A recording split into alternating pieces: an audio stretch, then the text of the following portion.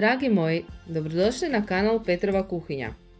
U ovom videu ću podijeliti s vama jedan moj novi recept koji me jako podsjeća na sladoled koji sam voljela kao dijete.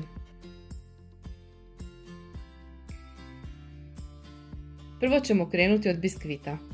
Sastojci za biskvit su 2 jaja, 100 g brašna, 100 g šećera, 1 dl ulja, 1 dl tople vode, pola praška za pecivo i 1 velika žlica kakaa. U posudu za miksanje stavite jaja i šećer, te miksajte sve dok vam se šećer ne otopi, znači dok ne dobijete pjenastu teksturu.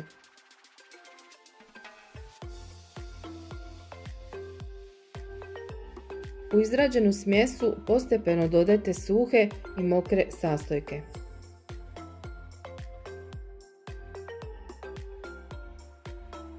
Priredite kalup promjera 26 cm, te u njega isipajte biskvitnu smjesu. Smjesu stavite peći na 180 stupnjeva Celzijevih 15 minuta. Kad se biskvit ispekao, ostavite da se malo prohladi u kalupu. Izvadite ga iz kalupa, malo ga izbockajte vilicom, okrenite ga na kontra stranu te skinite masni papir.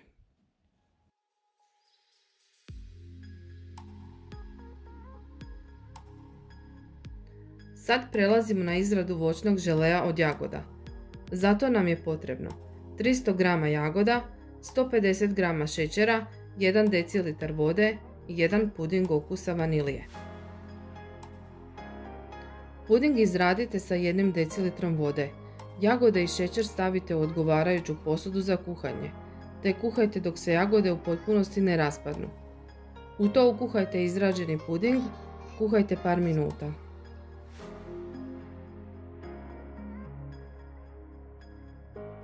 Pripremite kalup promjera 18 cm. Na dno kalupa stavite foliju koju ćete omotati oko kalupa. Skuhani žele isipajte u pripremljeni kalup i tako ostavite da se dobro ohladi. Dok nam se žele hladi, pripremit ćemo kremu. Za kremu nam je potrebno 500 g mascarponea, 3 dl slatkog vrhnja, 100 g bijele čokolade, 200 g šećera i 1 želatina. Posebno izmiksajte slatko vrhnje.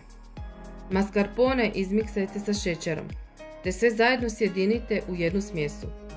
U tako sjedinjenu smjesu dodajte otopljenu bijelu čokoladu i sve dobro sjedinite. Želatinu pripremite prema uputi na ambalaži. Otopite ju na laganoj vatri, te sipajte u kremu i sve dobro sjedinite.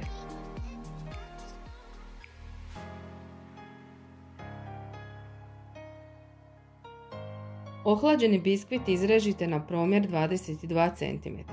Stavite ga na odgovarajuću podlogu te ga obložite rastezljivim kalupom. U tako pripremljen kalup sipajte pola kreme.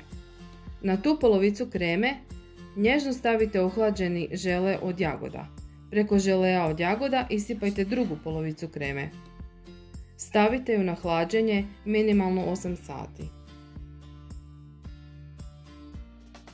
Ohlađenu tortu izvadite iz kalupa. Te priredite ganaš glazuru.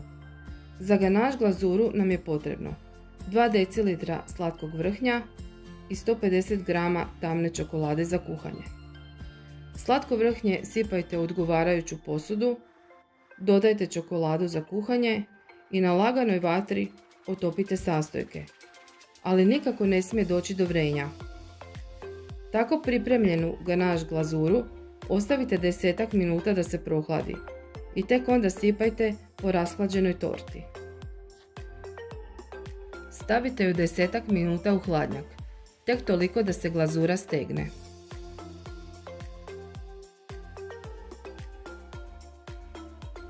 Vaša torta je spremna za degustaciju.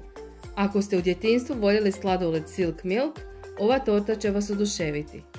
Budite mi zdravi i veseli!